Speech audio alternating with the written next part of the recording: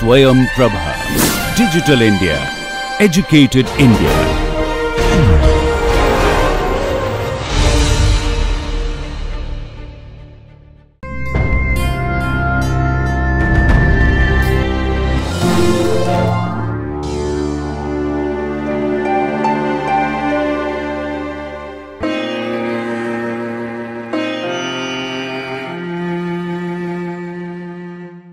Hello everyone, welcome back. I am Dr. Rose, Assistant Professor, Department of Anatomy, Government Medical College, Thrissur. In this session, we will be dealing with the second week of intrauterine life. Have you heard about a term known as Hydatidiform mole, or otherwise it is known as molar pregnancy? What do you mean by a molar pregnancy? If you look inside the uterine cavity, you will be seeing many vesicles filled with fluid. And this is known as molar pregnancy or hydatidiform mole, and this is actually considered as a gestational trophoblastic disease. Gestational trophoblastic disease means a disease arising from the trophoblast layer. It is actually a non-viable fertilized egg. The fertilization has happened, but this egg is not viable. The trophoblastic tissue is actually present, but in the absence of female pronuclei. So, there is no contribution from the female part. So, female pronuclei is absent, but trophoblastic tissue is present. So, that means the paternal genes are regulating the development of trophoblast. That is the reason why even after fertilization, even after the missing of the female pronuclei, you are getting the trophoblast. That is the reason, and the reason behind the trophoblastic tissue is the paternal genes are responsible for the development of trophoblast. So, such a condition is known as hydatidiform mole or molar pregnancy. So, in order to know the details of molar pregnancy, we need to know what are the events happening during the second week of intrauterine life. We have discussed about the first week, and we have seen how an implantation is happening, and the implantation will be completed by roughly say 12th day after fertilization. So, this is the entire endometrium which is starting from the innermost lining, you call it as stratum compactum, then you have this region as stratum spongiosum, then you have the stratum basale. So, you can see that the implantation is happening in the functional layer, that is the initial two layers, the stratum compactum and stratum spongiosum. And once the developing zygote is completely within the endometrium, we say that the implantation has been completed, and this happens usually roughly about 12th day after fertilization. So, there should be one point of entry for the zygote. That penetration site when the implantation is completed is plugged with a fibrin plug. So, that defect is actually closed by a fibrin plug. Now, the developing zygote is entirely within the endometrial wall. Now, when we have a closer look, the inner cell mass is actually redefined as embryoblast. This will become bi-laminar. Bi-laminar means it will be having two layers. So, bi-laminar germ disc is formed during the second week of intrauterine period.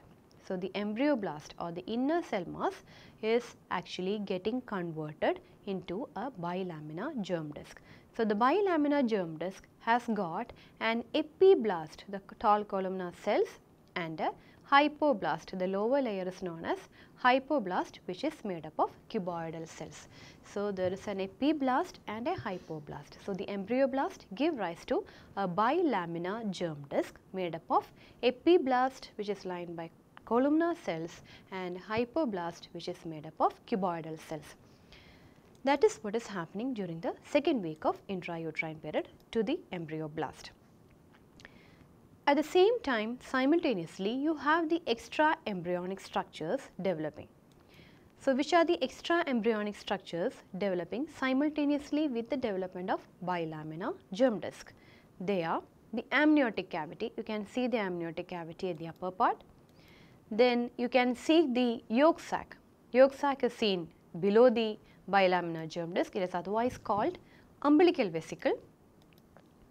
Then you can see the formation of amnion. The amniotic cavity will be covered by amnion.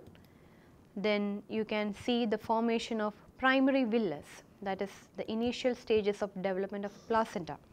So, the primary villi formation you can make out. So, all these things are outside the embryoblast.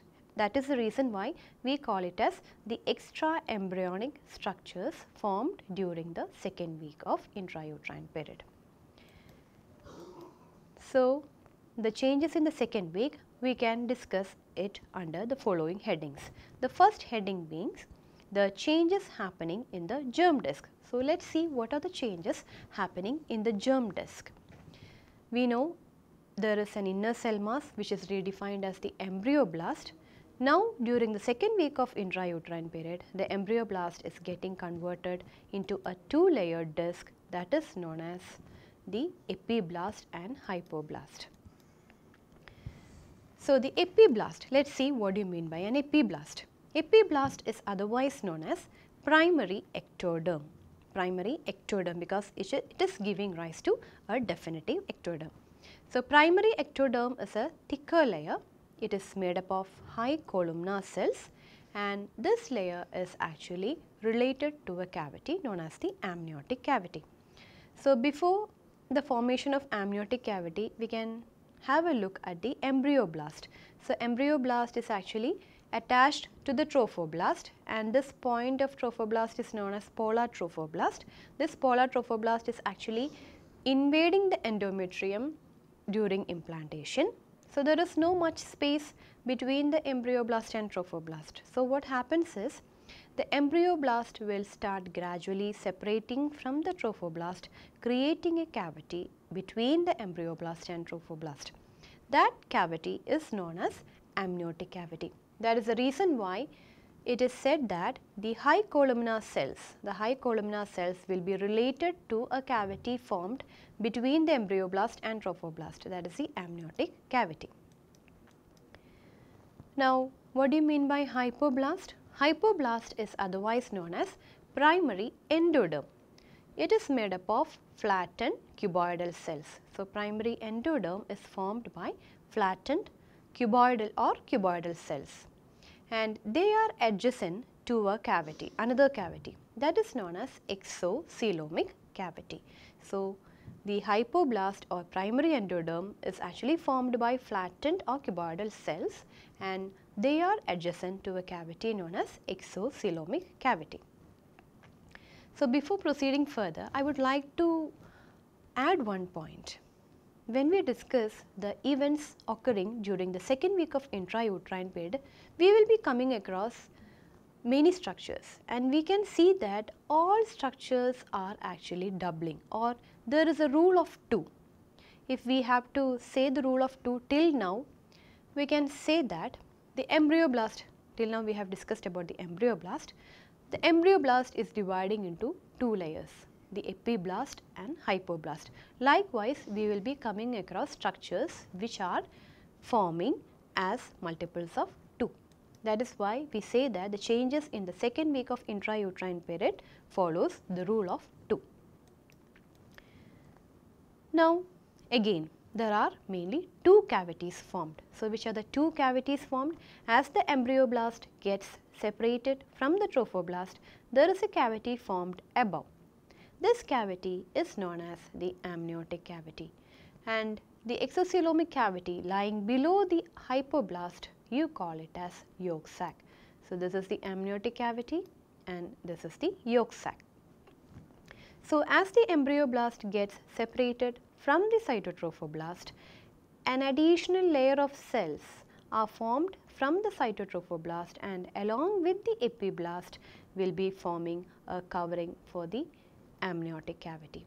So, the amniotic cavity is actually covered by epiblast as well as the cells arising from the cytotrophoblast.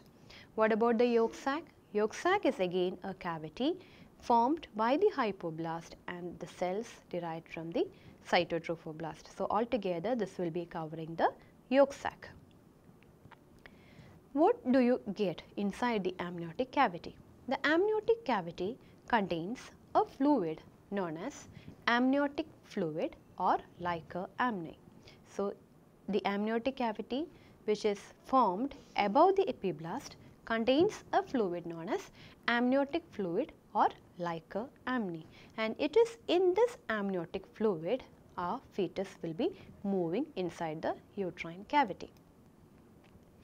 Now, the epiblast adjacent to the cytotrophoblast and the cells which are derived from the cytotrophoblast will be forming the amnioblast. So, the epiblast along with the cells adjacent to the cytotrophoblast, we call it as amnioblast. So, the amnioblast will be covering the amniotic cavity.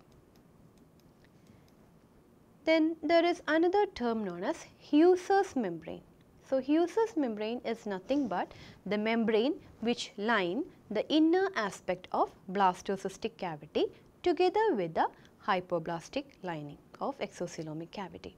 So, Husser's membrane is just like the amnioblast. Amnioblasts are the cells which are covering the amniotic cavity. So, they are the cells derived from the cytotrophoblast, and the Husser's membrane is a membrane covering the yolk sac, and again that is derived from the cytotrophoblast. So, you have to keep one point in mind, the yolk sac which is formed now is called as primitive yolk sac.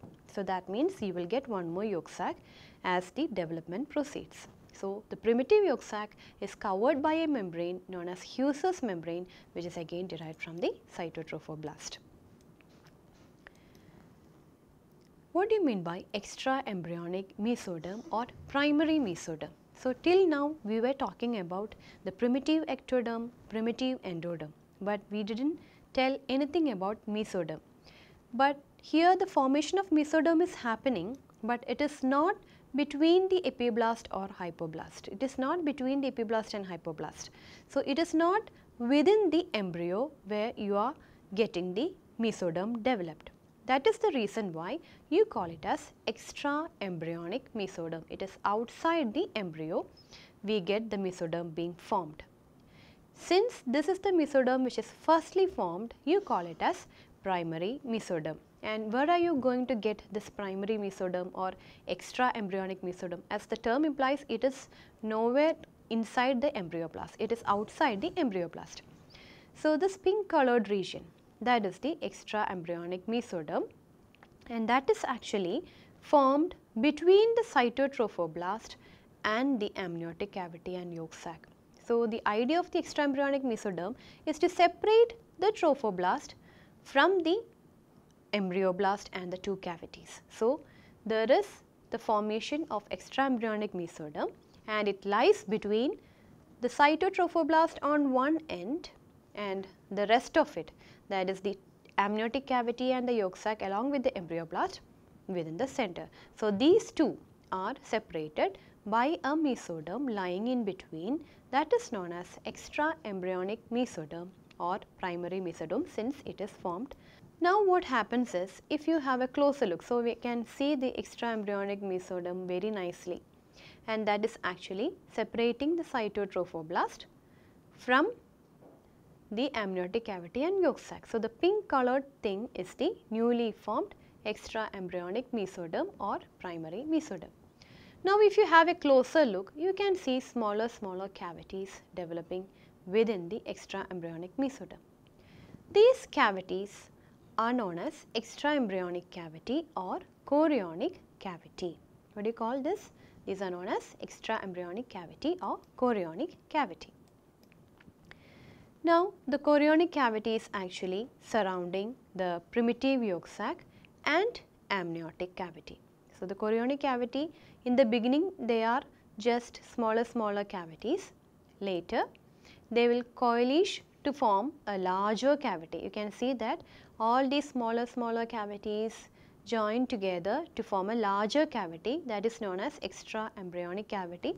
Since it is formed in the extraembryonic mesoderm, it is otherwise known as chorionic cavity. But just imagine if this cavity is just expanding like this and completely encircling the embryoblast, what will happen? Then there won't be any connection with the cytotrophoblast and syncytiotrophoblast. the entire thing will be just floating like an island. Is it possible? It is not possible, because there should be some connection for the embryoblast with the trophoblast, because it needs nutrition. Once the yolk sac and the amniotic cavity gets depleted, it needs nutrition for the further development of the embryo. That is made possible with the help of trophoblast, which is actually developing as the placenta. So, we cannot have this entire cavity going around the yolk sac and amniotic cavity, but it should be still connected to the trophoblast. So, that connection is known as the connecting stalk. So, can you see? We can see that the smaller cavities are coalescing with each other until it has become a larger cavity, but it is not extending completely. There is a smaller portion left without the invasion of the cavity. So, this connection, which still connects the embryoblast with the trophoblast, is known as the connecting stalk. And what is the role of connecting stalk? When the blood vessels develop, this will act as a conduit for the blood vessels to enter into the developing embryoblast, and this will be forming the future umbilical cord. So, that is what is happening with the development of extraembryonic cavity or chorionic cavity. We have already seen that there is a primitive yolk sac, and we can see that with the formation of the chorionic cavity, a part of the yolk sac is actually pinched off from the primitive yolk sac by the pull of the developing mesoderm, extraembryonic mesoderm. We will come to it later. Please have a look at this point. The primitive yolk sac, the larger one, is actually shrinking and made into a smaller one by pinching off a portion of the primitive sac by the mesoderm. So, we will come to it. For the time being, the connecting stalk is developing as the umbilical cord in future. The extraembryonic mesoderm again will be following the rule of 2, because the events are occurring in the second week of intrauterine period. So, again the extraembryonic mesoderm will be following the rule of 2, that is, it is split into 2 layers. We can call it as the somatopleuric layer and the splanchnopluric layer of the extraembryonic mesoderm. Somatopleuric layer and splanchnopluric layer of extraembryonic mesoderm. These are the 2 layers formed during the second week of intrauterine period. So, the somatopleuric layer is otherwise known as parietal extraembryonic mesoderm. So, you can see the somatopleuric or the parietal layer of extraembryonic mesoderm, and this is actually seen closer to the trophoblast. Which trophoblast? This is the cytotrophoblast, isn't it? So, closer to the cytotrophoblast, the extraembryonic mesoderm lying, that is called the somatopleuric or parietal extraembryonic mesoderm. Along with that, the mesoderm which is covering the amniotic cavity, there is a smaller portion of mesoderm lying closer to the amniotic cavity. Can you see? So, this is also called parietal or somatopleuric extraembryonic mesoderm. So, where will you get the next layer of mesoderm? The next layer is known as visceral or splanchnopluric extraembryonic mesoderm. So, the extraembryonic mesoderm is divided into 2 during the second week of intrauterine period as following the rule of 2. Somatopleuric, which is lying closer to the cytotrophoblast and covering the amniotic cavity, and the next one is visceral or splanchnopluric extraembryonic mesoderm. So, where will you get the visceral or splanchnopluric extraembryonic mesoderm?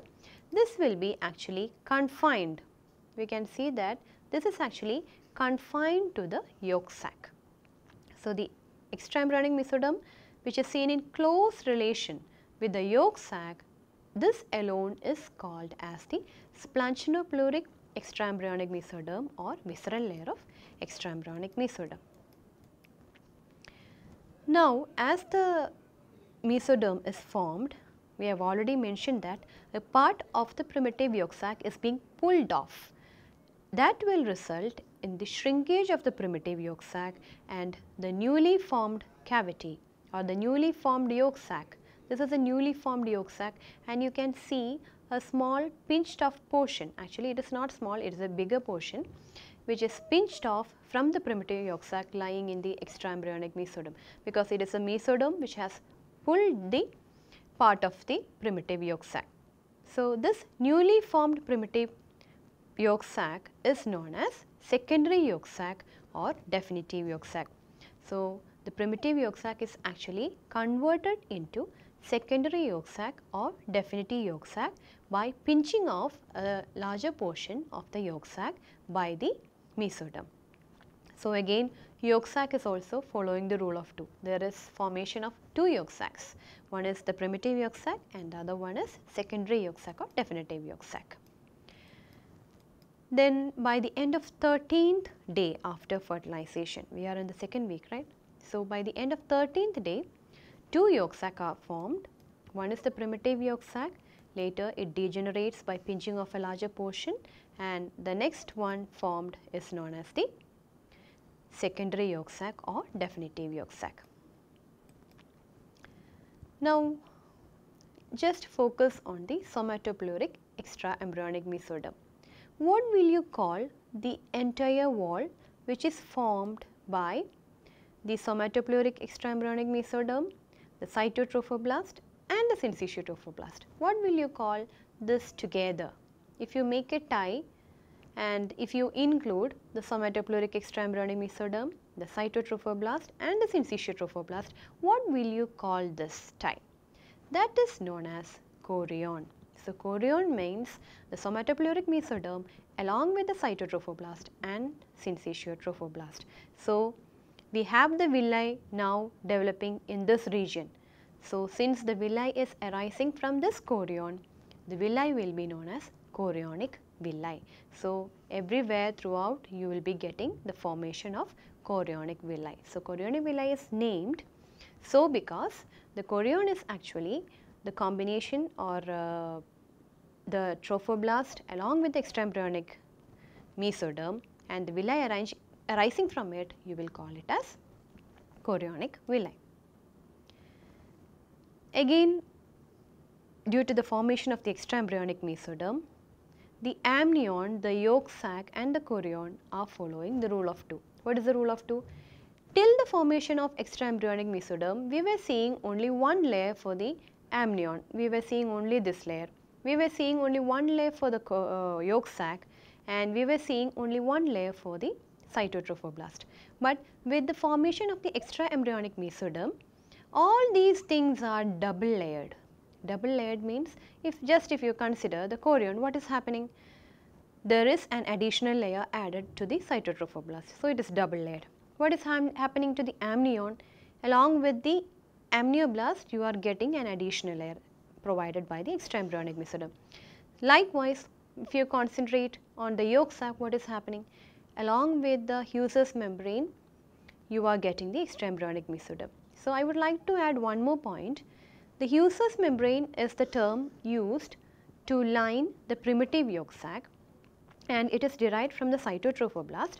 But once a smaller portion of the primitive yolk sac is pinched off, the remaining cells are actually derived from the hypoblast in order to complete the yolk sac, which is the definitive yolk sac. So, the definitive yolk sac is actually lined by the cells arising from the hypoblast. So, the yolk sac is also having another one more layer from the splanchno-pleuric extraembryonic mesoderm. So, the amnion, the chorion and the yolk sac all will be 2 layered with the splitting of the extraembryonic mesoderm into 2 layers. We have the amnion, and when we discuss about the amnion, it is actually having a contribution from the ectoderm and it is having mesoderm as well. This is the chorion, and when we discuss about the yolk sac, again it is having a derivative from the endoderm and it is having a mesoderm as well. Okay, just a comparison. This is ectodermal. The amnion is more of ectodermal since it is seen in relation with the ectoderm, and the yolk sac is more of endodermal since it is seen in relation with the endoderm, and this is the chorionic part. which includes the trophoblast and the extraembryonic mesoderm. The next heading will be what are the changes happening for the trophoblast. Trophoblast, the tropho means nutrition. So, the trophoblast layer is actually giving a protective and nutritive role for the embryoblast. So, the trophoblast will be giving rise to the formation of placenta. So, what are the changes you expect for the trophoblast during the second week of intrauterine period? Again, trophoblast follows the rule of 2. What is the rule of 2? Trophoblast will be differentiated as Cytotrophoblast and Syncytiotrophoblast. So, where will you get Cytotrophoblast and where will you get Syncytiotrophoblast? Cytotrophoblast will be seen towards the inner aspect and Syncytiotrophoblast will be seen towards the outer aspect. So, Cytotrophoblast is just a single layer of cells that is mitotically active. Can you see? It is just a single layer of cells, and outer to it you have the Syncytiotrophoblast. So, Syncytiotrophoblast outer to it, it is actually a multinucleated mass with no cell boundaries. So, this is the Syncytiotrophoblast.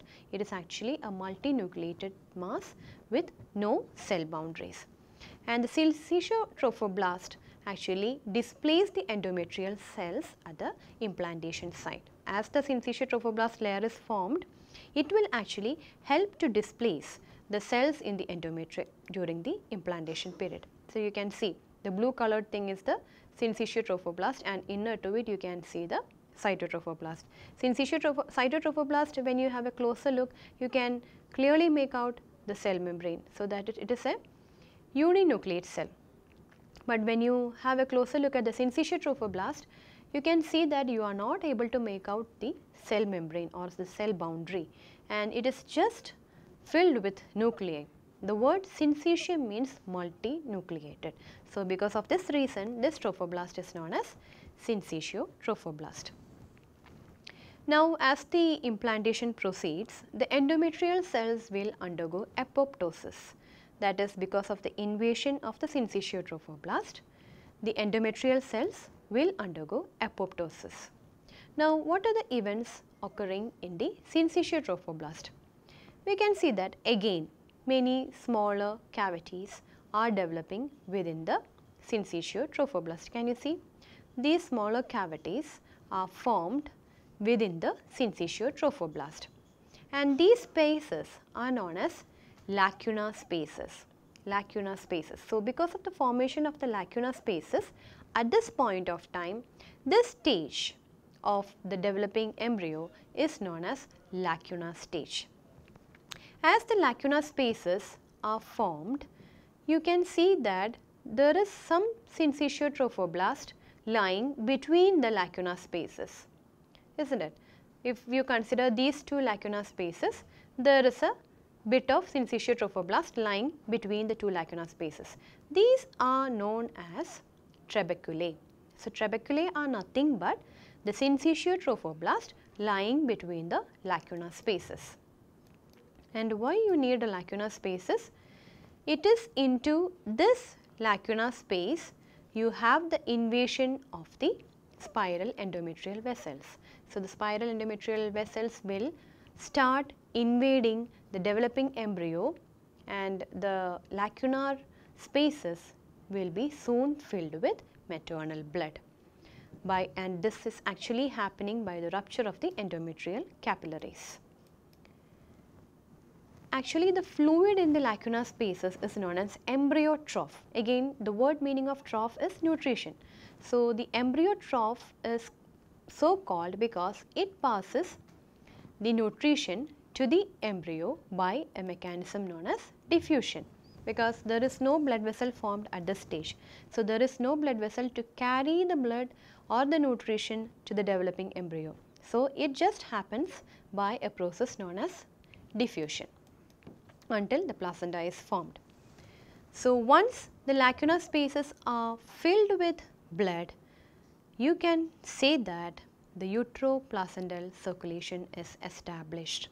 This is the sign of establishment of primordial uteroplacental circulation, because there is a circulation established between the uterus and the placenta. This portion is actually giving rise to the future placenta, and this portion is actually belonging to the uterus. So, when the uterine endometrial capillaries burst into the lacuna spaces, the lacuna spaces will be filled with blood, and this is actually a sign of establishment of primordial uteroplacental circulation. Now, we have the oxygenated blood as well as the deoxygenated blood. So, the oxygenated blood will be carried by the spiral endometrial arteries, and the deoxygenated blood or the poorly oxygenated blood will be carried by the endometrial veins. When the maternal blood starts passing through the lacuna spaces or the trophoblastic system, as we say, we can say that it is the establishment of uteroplacental circulation. We have already mentioned about what you mean by trabeculae. Trabeculae are nothing but the Syncytiotrophoblast lying between the lacuna spaces. During the second week again, there is the formation of primary chorionic villi. We know that there is chorion formation. Chorion is nothing but the trophoblast along with the extraembryonic mesoderm. So, if there is proliferation of cells from the chorion, you can call it as chorionic villi. So, chorionic villi according to development is again classified into primary chorionic villi, secondary chorionic villi, tertiary, and likewise. So, tertiary will be finally becoming a mature villi. So, the primary chorionic villi formation happens during the second week of intrauterine period. So, how is it made possible? We have the trabeculae, that is the Syncytiotrophoblast lying between the lacuna spaces.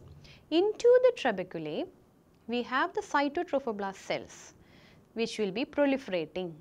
So, that is actually the primary chorionic villi. So, if you just imagine you are taking a cut section at this level, what will you see? In the center you will be seeing cytotrophoblast, and in the periphery you will be getting the Syncytiotrophoblast.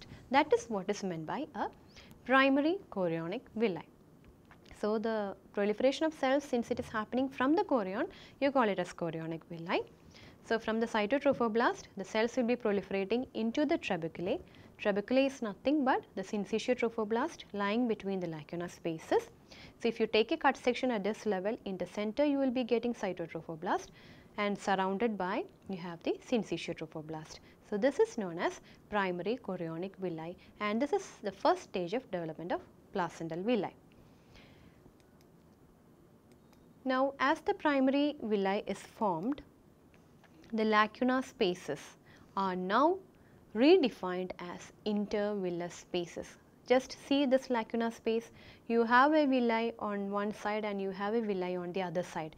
These are the primary chorionic villi. So, what will you call the space lying between the two villi? It is known as intervillous space. So, up to the formation of the primary chorionic villi, you have called these spaces as lacuna spaces, but after the formation of chorionic villi, you call the same lacuna space as intervillous space. And the formation of primary villi is said to be the first stage in the development of chorionic villi of placenta. So, we have discussed about the changes happening in the embryoblast. We have discussed about the changes happening in the trophoblast. Now, we have to see what is happening to the endometrium, because it is in the endometrium we have all these events happening. So, let us see what is happening in the endometrium. Endometrium, the main reaction is known as the decidual reaction. So, what do you mean by decidual reaction? As the implantation proceeds, the cells of the endometrium will swell up and it will be filled with glycogen and lipid, isn't it? So, such cells are known as decidual cells. So, the cells of the endometrium will be swollen due to the presence of glycogen and lipid, and such cells are known as decidual cells. And what is the role of decidual cells? Again, they provide nutrition to the early embryo, because until a placenta is fully formed, the embryo should get continuous nutrition. So, it will make use of all the possibilities. So, for that purpose, the endometrium is actually getting modified as decidua. Then the immunologically privileged site for the conceptus is another option provided by the decidua. We know that there are 3 layers for the endometrium, that is stratum compactum, stratum spongiosum and stratum basale. Stratum compactum and stratum spongiosum together you call it as stratum functionale, and stratum basale is the layer which will be actually replacing the lost stratum functionale during menstruation. So, the implantation will be happening again in the stratum functionale layer.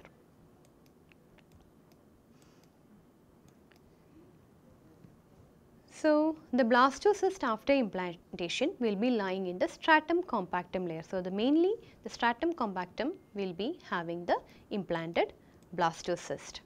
The endometrium surrounding the conceptus and the lining of the uterine cavity. So, you have the endometrium, a part of endometrium surrounding the conceptus and the rest of the endometrium which is lining the remaining uterine cavity, because this event will be happening only in a part of the upper uterine segment, but the rest of the uterus will be lined by endometrium.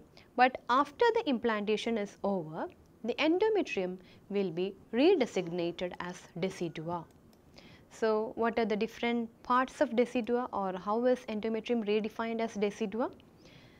The point at which the embryoblast is getting attached, that is called decidua basalis. So, that is the embryonic pole of the blastocyst. So, this is the entire endometrial wall in which the embryo is implanted.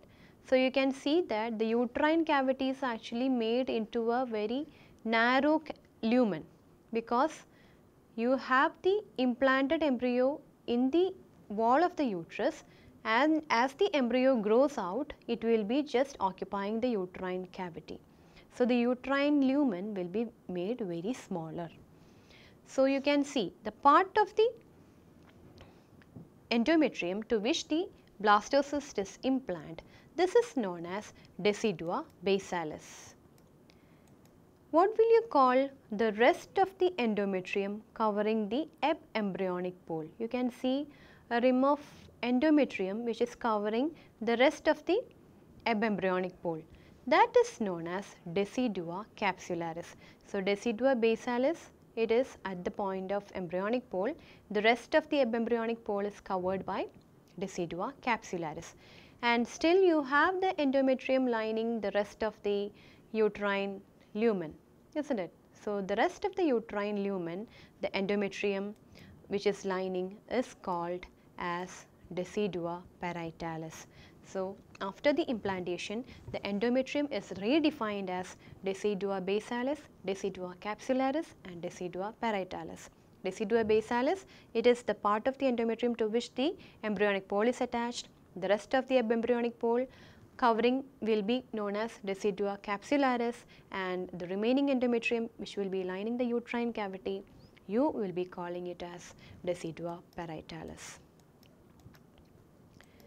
So, let us summarize the events happening in the second week of intrauterine period. I have already mentioned that it is actually following the rule of 2. So, first rule, it is applicable to the embryoblast. How is it applicable? It is forming 2 layers, that is the epiblast and hypoblast. So, by the formation of epiblast and hypoblast, we are having a bi-laminar germ disc during the second week of intrauterine period. Now, again it is applicable to the trophoblast. How is it applicable?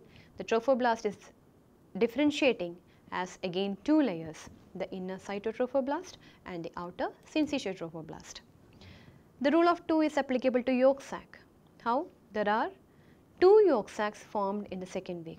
First one is the primitive or primary yolk sac, and as a portion of it is pinched off by the developing extraembryonic mesoderm, you are getting another yolk sac, that is known as secondary yolk sac or definitive yolk sac. So, 2 yolk sacs are formed. Then you have 2 new cavities formed. Which are the 2 new cavities? You have the amniotic cavity above the epiblast and you have the chorionic cavity. So, these are the 2 cavities formed apart from the yolk sac. So, the amniotic cavity and the chorionic cavity formed. Then the extraembryonic mesoderm.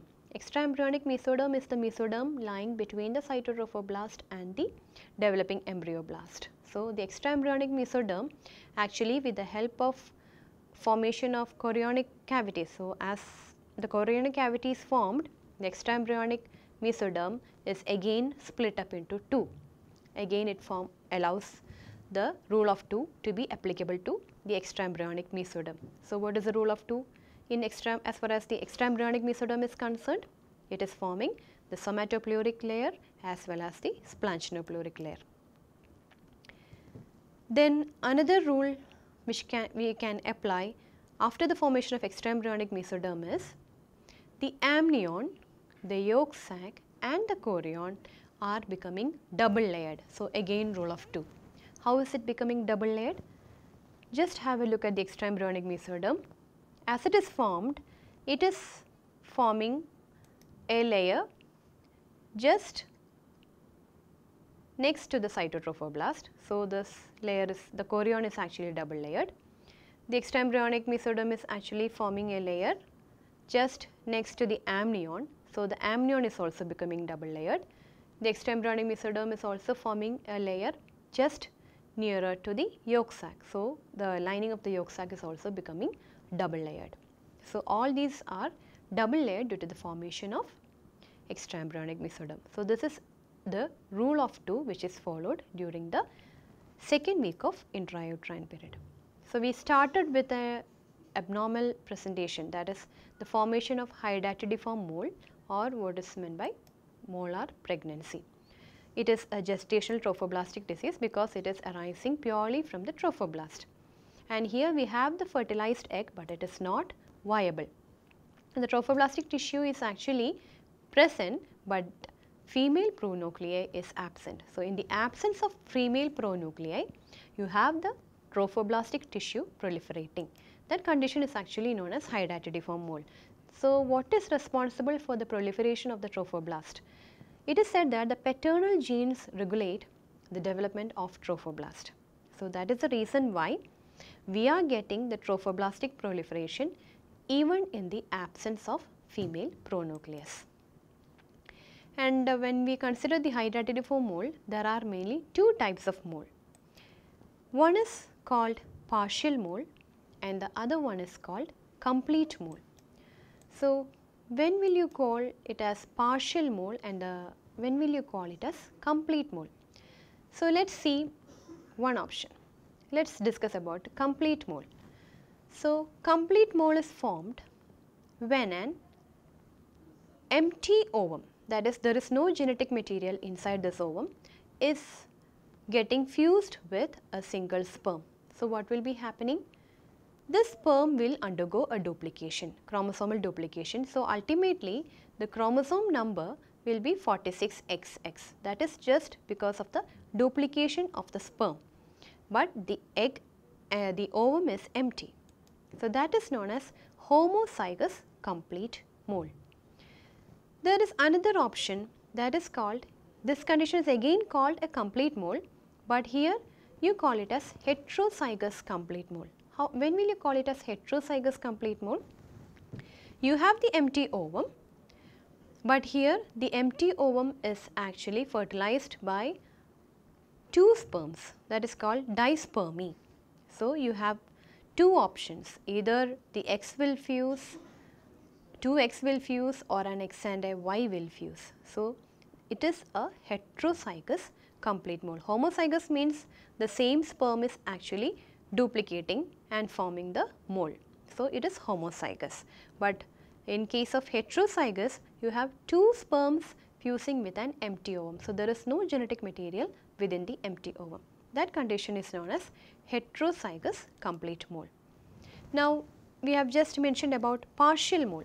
So, what do you mean by partial mole? In case of partial mole, you have the ovum with the genetic material, that is a haploid number. You have the sperm, but this time you have two sperms. So, what will happen if two sperms fertilize a single ovum? You will get a triploid set. So, that condition is known as triploid partial mole and it is said to be very rare. So, the partial mole and the complete mole. This is how a hydatidiform mole or a molar pregnancy happens. So, that is all about the second week of intrauterine life in a nutshell. Thanks for watching.